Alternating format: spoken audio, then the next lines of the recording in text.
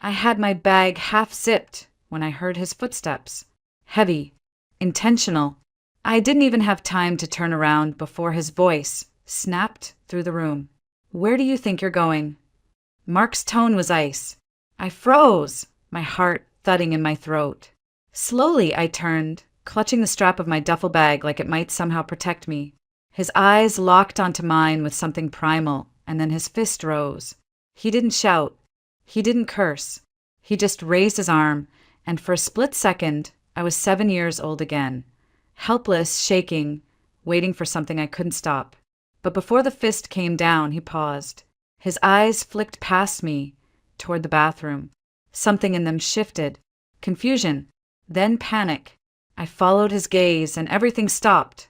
But before I can tell you who stepped out of that bathroom, I need to go back to a different morning in a different kitchen when the world was still whole. I remember the smell of cinnamon and vanilla, the sound of my mother humming an old lullaby, the sunlight streaming through the gauzy curtains. I was 7, small enough to still sit cross-legged in the kitchen chair. "Julia, breakfast!" she called gently, brushing a strand of hair from her cheek with the back of her hand. There were 2 plates, 2 mugs, and a little bouquet of wildflowers in a mason jar between them. "Why are you so dressed up?" I asked.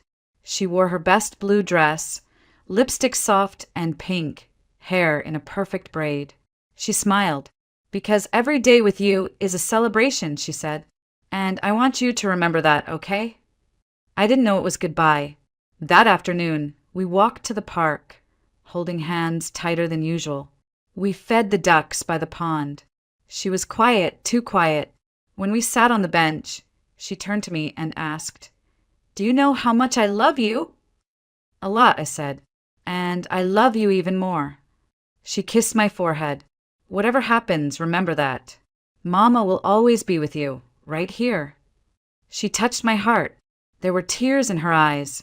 "Are you crying?" I asked. "No, sweetheart. Just the wind." That night, she read me a story about a princess finding her way home. I fell asleep to the sound of her voice, soft, steady forever. The next morning, she was gone. They said it was her heart. I didn't understand how a heart could just stop. Hearts beat forever, don't they? I kept asking everyone, "Where's Mama?" "She's sick," they said, but no one would look me in the eyes. I believed she would come back. People get sick. They get better.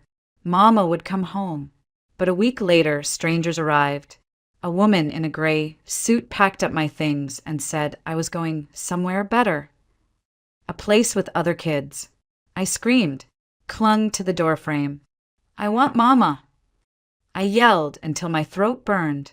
The woman looked me in the eyes and said flatly, "Your mother is dead. You need to grow up now." That was the moment I learned. Growing up means being alone.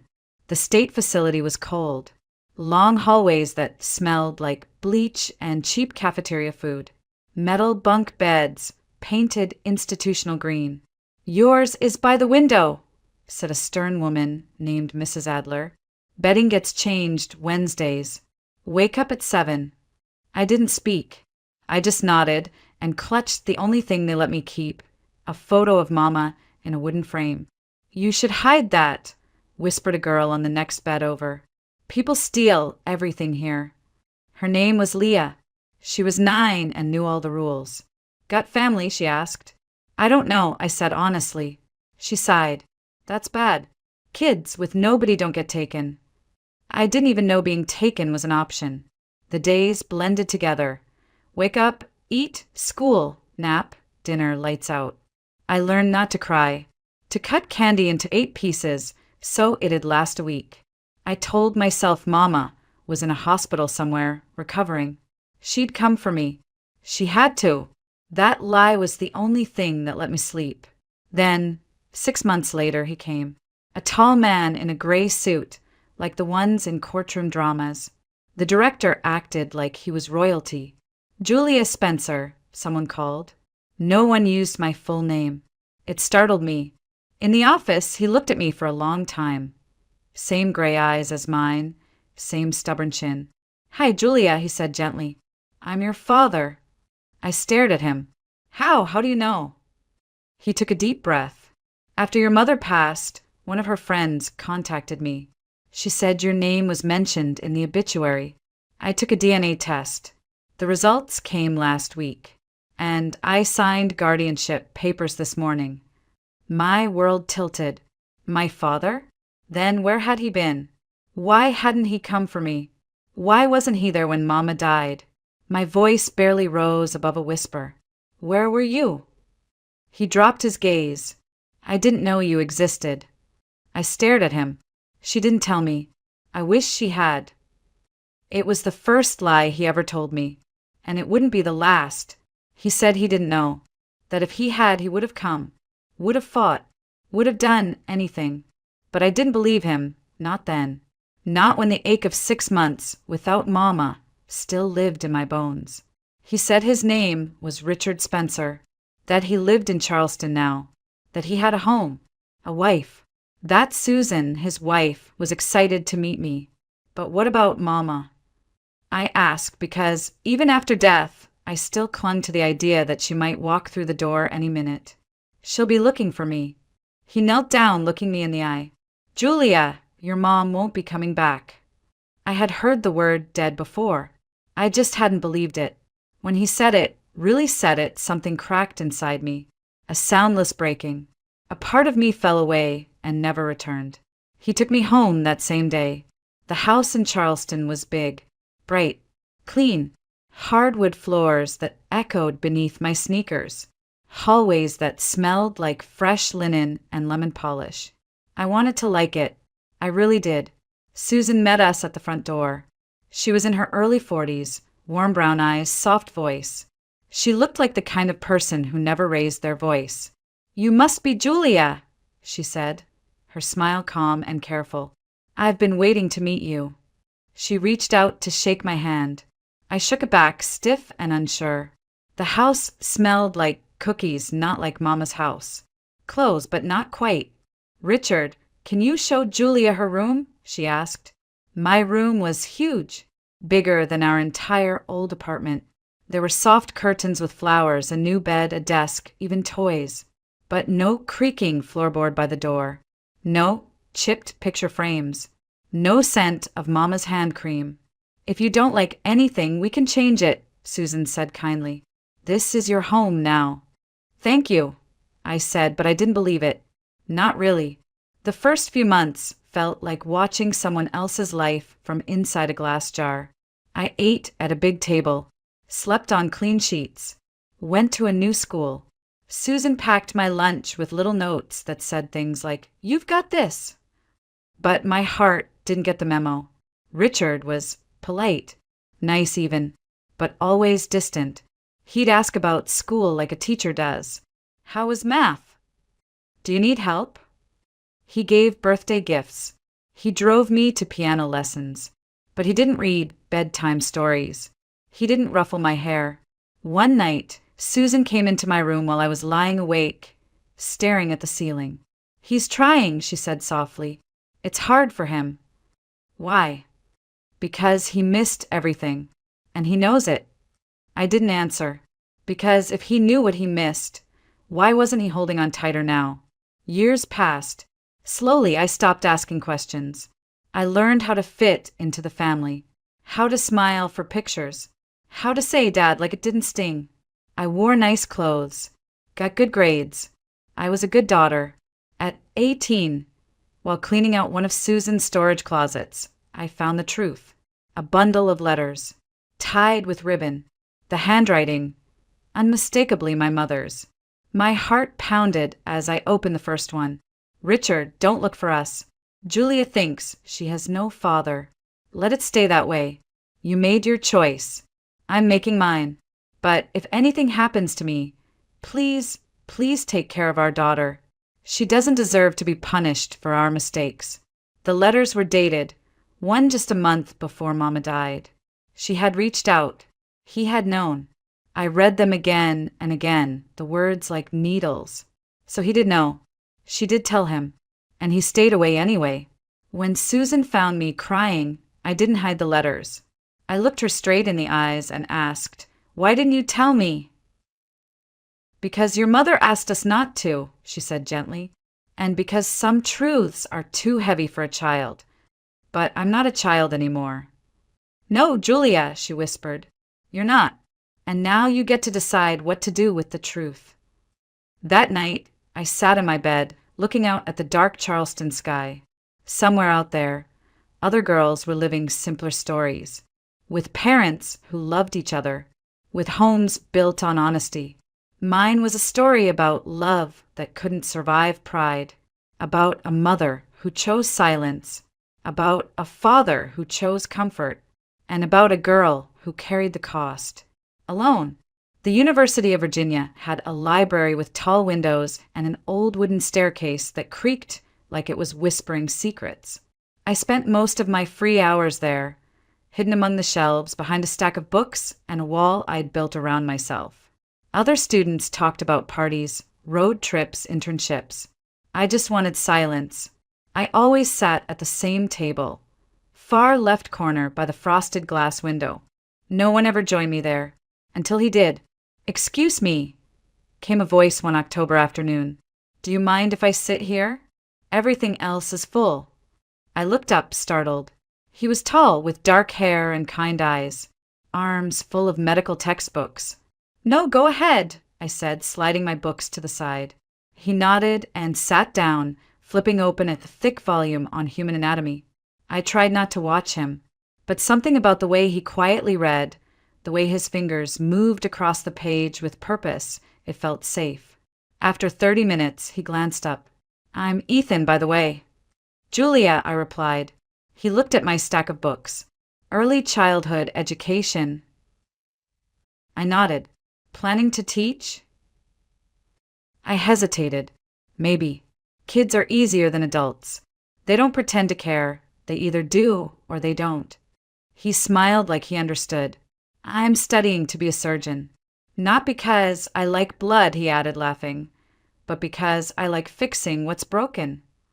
Something about that sentence stayed with me. For weeks after, we met at the same table, same time. We didn't talk much, just shared space, notes, the occasional snack. But the silence between us felt different, like company, not loneliness. One day, while I was scribbling notes, he said softly, "You have beautiful hands." I blinked, confused. "What?" "Your hands," he repeated. "They're steady, precise, like a healer's." I laughed awkwardly. "I'm not a healer."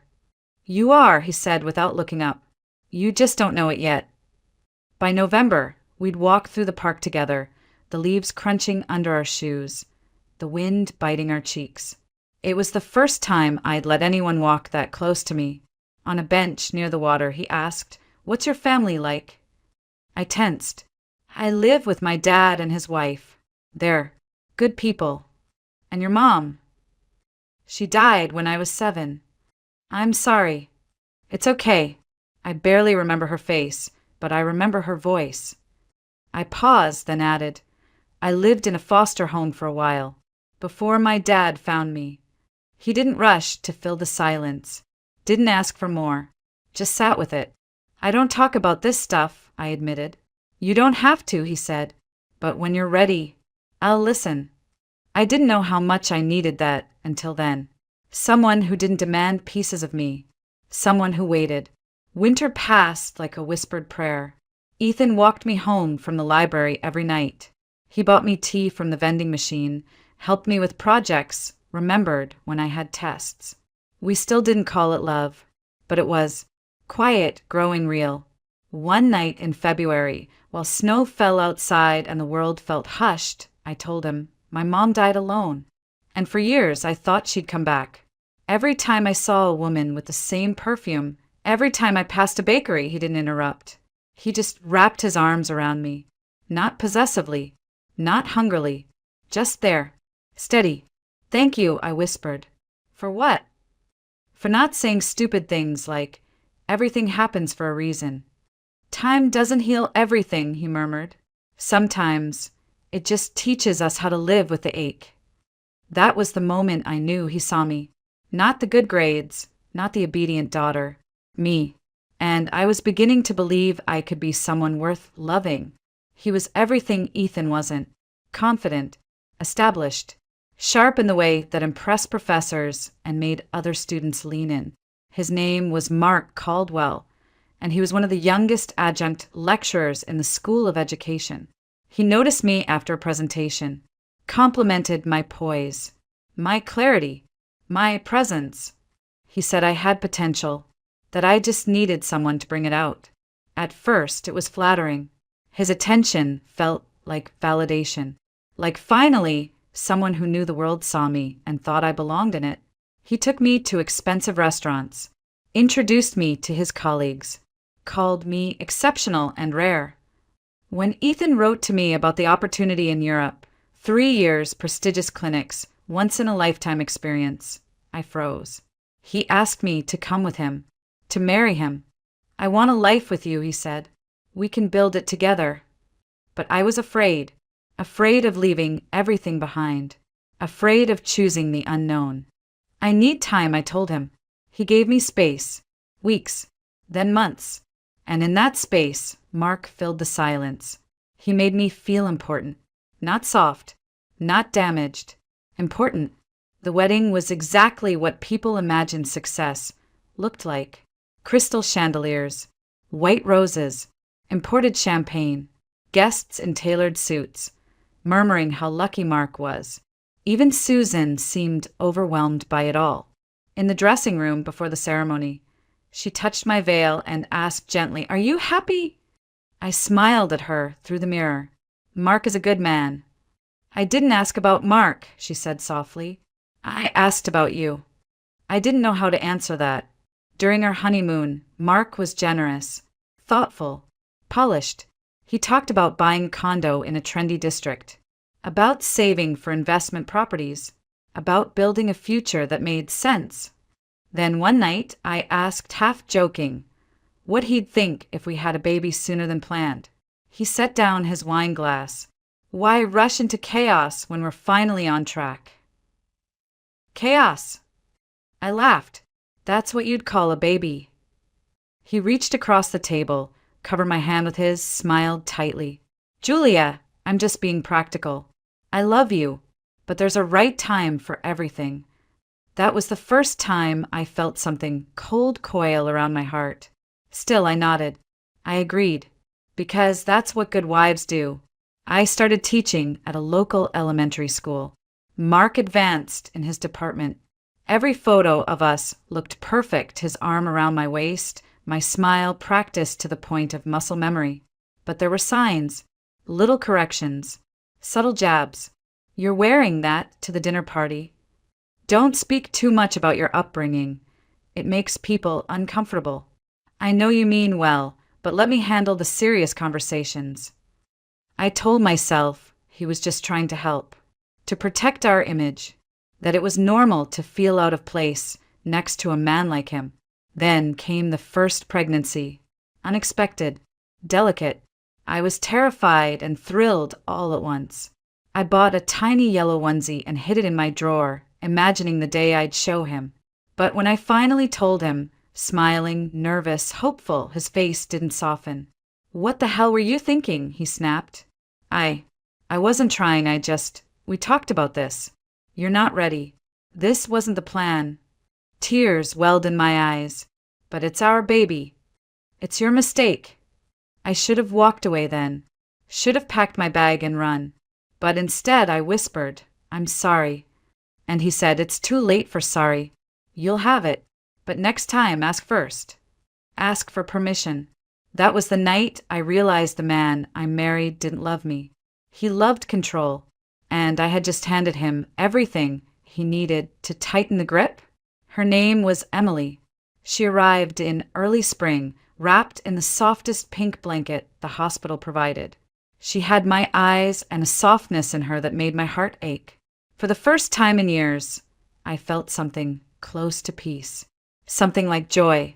I thought maybe, just maybe, Mark would soften too. He didn't. He showed up late, peeked at her through the nursery window, hands in his pockets like a man surveying an investment. She looks fine, he said, then kissed my forehead and left. At home, he became meticulous. Every hour of sleep, every feeding, every cry was a disruption, a fault, a failure on my part. Why is she crying again? He'd snap. She's a baby, Mark. Other mothers get their kids to sleep. Why can't you? I started memorizing the creaks in the hallway so I could rock her without him hearing. I sang lullabies I barely remembered from my own childhood, tears rolling down my cheeks as I whispered, "It's okay, Mama's here." But I wasn't sure how much longer I could say that and mean it. Mark didn't hit me then. Not yet, but the words bruised just the same. You've let yourself go. You used to care about how you looked. Don't become one of those women who blames the baby for being lazy. I stopped looking in mirrors. Stopped wearing makeup. I didn't recognize myself anymore. And yet, when he walked in the door, I still smiled. Still tried to greet him with warmth, as if love could be coaxed back with enough effort. When I got pregnant with Ben a year later, I didn't tell him for 3 weeks. I was scared. Not of his fists, not yet, but of the look. That expression of disgust barely hidden behind his calculated tone. "Again," he said when I finally told him, "are you incapable of tracking your own body?" "He's your son too," I whispered. "No son of mine should be born into a mess." I started apologizing for everything. For being tired. For needing groceries. For the kids crying. "Sorry," I'd say automatically. And he'd reply, "Don't say sorry. Say thank you that I'm still here." It wasn't long before his words weren't enough. The first shove came when I spilled water on the kitchen floor. I slipped, caught myself. He stormed in, saw the mess, and grabbed my arm hard enough to leave bruises. "Clean it up. You're not a child," he snapped. I said, "I'm sorry." He turned back and pushed me against the counter. My elbow thudded hard into the edge. "That's the problem. You're always sorry. Be better instead." I didn't leave. I told myself it was stress, that things would get better. When Lily was born, our third, I didn't cry in the delivery room. I was too numb, too used to hiding my emotions like contraband. Mark didn't come. Said he had a meeting. The nurse asked, "Is Dad on his way?" "He's busy," I said. She gave me a look that said more than words ever could. At home, life became a war zone. Mark refused to help with the kids. "You wanted them," he said. "You raised them." Emily, my oldest, started flinching when the front door opened. Ben hid under the table when Mark's footsteps echoed in the hallway. Lily, too young to understand, would just cry. And me? I became a ghost, a shell, moving through the house like furniture. Until one night, Emily crawled into my bed, wrapped her little arms around my waist, and whispered, "Mommy, I don't like when Daddy's home." That was the moment something cracked again. Not like before, this time it didn't break me. It woke me up. Because if my daughter was learning to be afraid, that meant she was learning to be me. It started with a lie, a simple one. I told Mark I was taking the kids to the park, but instead, I drove to my stepmother's house. Susan had always told me I could come to her with anything, but when you live in fear long enough, even kindness starts to feel dangerous. We sat on the porch while the kids played in the yard. The air smelled like roses and summer rain. She poured me tea, smiled like she always did. "You look tired, sweetheart," she said gently. I stared into the steam and said, "Susan, can I ask you something?" "Of course." "Do you think it's possible for two people to just not be right for each other?" Her eyes flicked to mine, sharper than I expected. "Is something wrong between you and Mark?" I hesitated. My lips moved around everything but the truth. He's just strict. He likes things a certain way. I don't always get it right. She set her teacup down. "Julia, is he hurting you?" "No," I said too quickly. "Not like that. I mean, he didn't want kids so soon. He thinks I let myself go, that I disappoint him." She didn't blink. "Sweetheart, no one needs permission to become a mother. That's not a failure. That's a miracle. I looked at her then, really looked, and for the first time in years, someone looked back and didn't see a woman failing at her life. She saw a mother drowning, but it was too late. Mark found out I had visited them. He came home early, his face a tight mask of fury. "Why were you at your father's?" he asked. "The kids wanted to see them." "Don't lie to me," he said. "You went there to talk about me, didn't you?" "No, I swear. He struck me. Open hand. Across the face. I stumbled back, hit the wall, tasted blood. From down the hallway, I heard Lily cry. Then Ben's small voice, asking if Mommy was okay. Mark turned toward the sound, eyes blazing. "Look what you've done. You scared them." That night, after the kids fell asleep, I sat in the bathroom, staring at myself in the mirror. My lip was split, my cheek already swelling. My own face looked like a stranger's. And that stranger whispered, "This isn't love. This isn't life." I remembered the number Susan had once written on the back of a grocery receipt. A women's shelter. I had hidden it inside an old cookbook. My hands shook as I pulled it out, dialed. The woman on the other end had a calm voice. "This is the Women's Help Center. Are you safe right now?" "No," I whispered. "My husband, he hurts me. And the kids see it." "We can help," she said. "Do you have somewhere to go?" "No, just my dad's house. But he'll find us." "We'll help you stay hidden," she promised. "How many children?" 3, all under 7. "Then we'll move quickly. Come in the morning." I hung up, cried silently on the bathroom floor. Not out of fear, out of relief. But I wasn't fast enough. Mark came home early from the gym. "Who were you talking to?" he asked from the hallway. "A friend," I said too fast. "What friend?" "Tanya. From college." "You haven't spoken to Tanya in 2 years." He snatched my phone, redialed the last number. A voice answered, calm and steady. "Women's Help Center." "How can we?" He ended the call and looked at me like I was something he'd found crawling in his shoe. "So that's it," he hissed. "You're planning to run?" I backed toward the door. "Mark, please." He blocked the exit, eyes wild, voice low. "You think you'll take my kids? You think I'll just let you go?" He raised his fist, and then the doorbell rang. The doorbell rang again. A long, steady chime that cut through the silence like a flare in the dark. Mark froze, fist still raised midair. "Who the hell is that?" he muttered. The clock read 9:30 p.m. Too late for deliveries. Too early for emergencies. "I don't know," I whispered.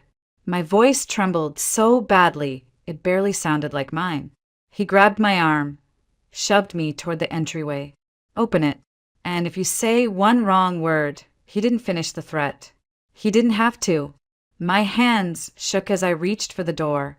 My pulse was thudding so loud it blurred the world around me. I looked through the peephole. At first, I thought I was hallucinating, but the voice came, soft and steady, just like I remembered. "Julia, it's me. Please open the door."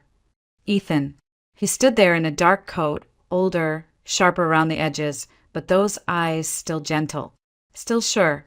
Mark's voice hissed from behind me. "Who is it?" "A friend. From college."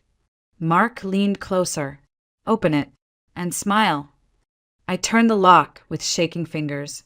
The door creaked open, and Ethan stepped forward into the light. He took one look at my face, split lip, swelling cheek, eyes rimmed in red, and he didn't ask a single question. "Hey, Julia," he said softly. My voice cracked. "Hi." Mark appeared beside me. "And who exactly are you?" he demanded, puffing up his chest. "Ethan Walker," he replied calmly. "Old friend." "Well, Julia's a married woman now. You should probably leave." Ethan didn't flinch. He glanced at me again, then let his eyes settle on Mark with a quiet firmness that made the room feel heavier. "If she asks me to go, I'll go. Otherwise, I'm staying right here." Mark laughed. "You don't get to make decisions in my house." "Then let's not talk in your house." He took a step inside. Not aggressive, just solid. Mark stepped back, barely, but enough for me to notice. In the hallway, Lily had started crying. Ben's voice followed, soft and scared. Emily was trying to hush them.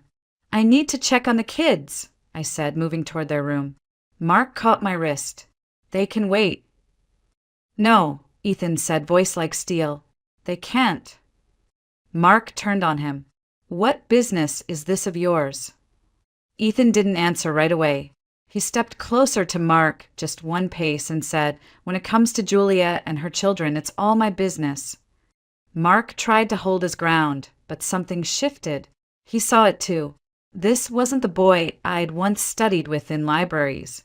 This was a man who'd spent years learning how to protect and repair. "Get out," Mark growled. "Not without her," Ethan said. Mark lunged, swinging his arm, but Ethan caught it, twisted, and shoved him against the wall with a precision that spoke of training, not rage. Mark cursed, struggling. "You'll regret this." "I doubt it," Ethan said calmly. A few days earlier, Mrs. Thompson had stopped me in the hallway. She returned a package that had been delivered to her door by mistake. Her eyes lingered on the faint bruises on my arm. "You okay, hon?" she asked softly. I smiled too quickly. "Just tired." She didn't press. But that night, I heard her linger outside our door longer than usual.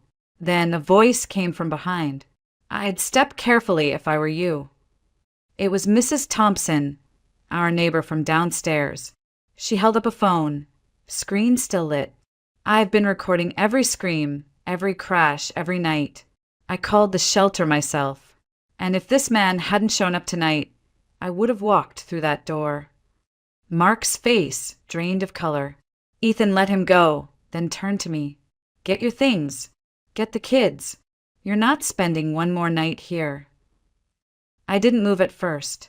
I was still frozen, still stuck in the script of survival. But then I looked at my children, 3 wide-eyed little souls huddled in the doorway, and I finally felt it. This wasn't fear anymore. This was freedom knocking. Later that night, after the kids were finally asleep at the shelter, I asked Ethan, "How did you know to come?" He looked at me for a moment. "Susan called me. She was worried after you stopped answering. She said you might need someone to stand with you." I blinked. "You came all this way just because of that?" He nodded. "No," he said softly. "I came because I should have never let you go in the first place." And this time I was ready to open the door. The drive to the shelter felt like the longest journey of my life, though it took only 20 minutes. Ethan drove with one hand on the wheel, the other gripping mine. He didn't speak much, just gave me the silence I needed, the kind that didn't feel empty but safe. The kids were curled up in the back seat, Emily whispering to Ben, Lily tucked in her arms. None of them cried. They just clung to each other like castaways in a storm. When we pulled up to the shelter, a woman was already waiting at the door. She introduced herself as Maggie. Her smile was warm, but her eyes were sharper than they first appeared. She didn't pity me. She respected me. Inside, the space was quiet, clean, soft with blankets and soft-spoken volunteers.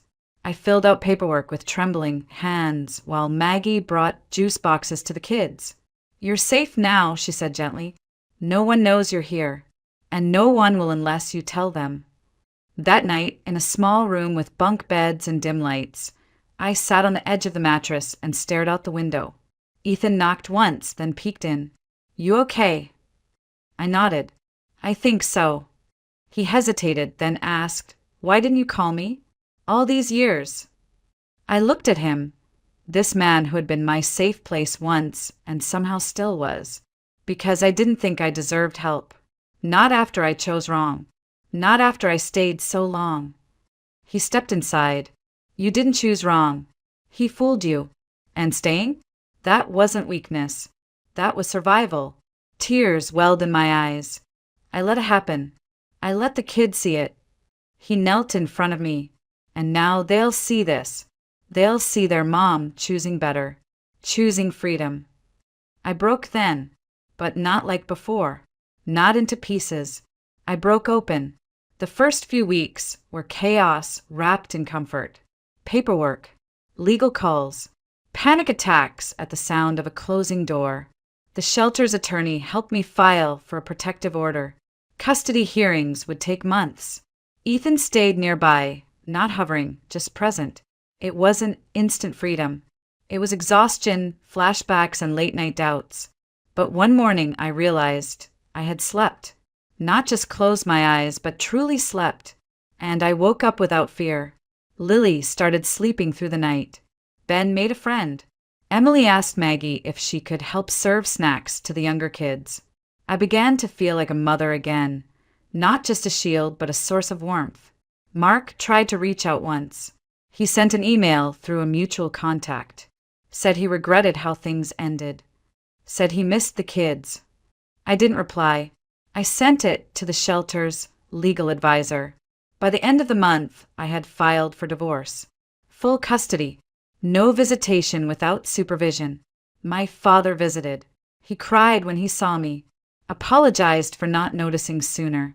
Susan held my hand and said, "You didn't fail, Julia. You endured. And now you rise." One afternoon, Ethan showed up with a small box. "It's not a ring," he said quickly. "Don't worry." I laughed for the first time in weeks. Inside the box was a silver pendant, a small tree, roots curled beneath the surface. "It's the tree of life," he said. "For strength, for growth, for the life you're building now." I touched the pendant, tears stinging. "Thank you." He smiled. "There's a position open at a private preschool near the hospital. They're looking for someone who knows how to reach kids who've been through things. Someone who understands." "You think I'm that person?" I asked quietly. "I know you are." And for the first time in years, I believed it too. We moved into a small rental house near the school. The kids picked out paint colors for their bedrooms. We planted flowers in the yard. On Saturdays, we made pancakes in our pajamas. On Sundays, we visited the library again. Ethan never asked for anything. But slowly we found our way back. Not to who we were, but to who we had become. Not broken people, but rebuilt ones. Together. And when Emily brought me a drawing one morning of our little house, a tall man, a smiling mom, and 3 happy kids with hearts over their heads, I knew. This was home. I wrote the letter late one night, long after the kids had gone to bed and the house had gone still. Rain was tapping gently against the windows, and the air smelled like lavender from the diffuser Ethan bought me last Christmas.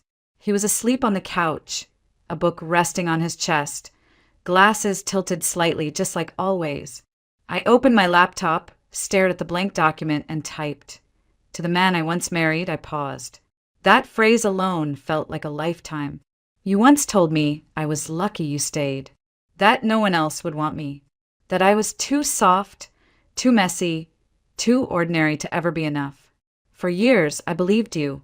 I shrank myself to fit the version of me you preferred. Smaller, quieter, compliant. I walked on eggshells, so often I forgot how solid ground was supposed to feel. But here's what you never realized. Every insult, every bruise, physical or otherwise, wasn't proof of your power. It was proof of your fear. You were afraid of a woman who could still hope, still mother, still laugh, even in your shadow. You didn't break me. You bent me. You twisted my reflection. But you never erased me. And the moment I walked away, I remembered. I remembered the girl who loved books and dreamed of being a teacher. I remembered the mother who sang lullabies even with a broken heart. I remembered the woman who once stood in a hospital hallway and promised her baby she'd always be safe. You tried to convince me I was worthless. But today, I woke up to Lily's giggle, Ben's arms around my waist, Emily's drawing of a brave mommy on the fridge. Today, I walked into a classroom and met 5 children who've lived through storms. Children who looked at me and saw someone who gets it, someone who stayed. And today, a man who never raised his voice, who never asked me to shrink, brought me coffee just the way I like it, and kissed my cheek like it was the most natural thing in the world. You don't get to call that luck. You don't get to call this regret. You don't get to come back. I printed the letter, folded it, slid it into an envelope. Then I walked to the fireplace and watched the flame take it. Slow, deliberate, final. I didn't need to send it, because the power was never in the words. It was in writing them, in choosing to let go. Ethan stirred on the couch, blinked awake, and smiled at me with that quiet knowing he always had. You okay? He asked. I nodded. Yeah, I just needed to finish something. He reached out his hand. I took it. Outside, the rain had stopped. The moonlight spilled across the floor, silver and soft. And for the first time in forever, I didn't feel haunted. I felt free,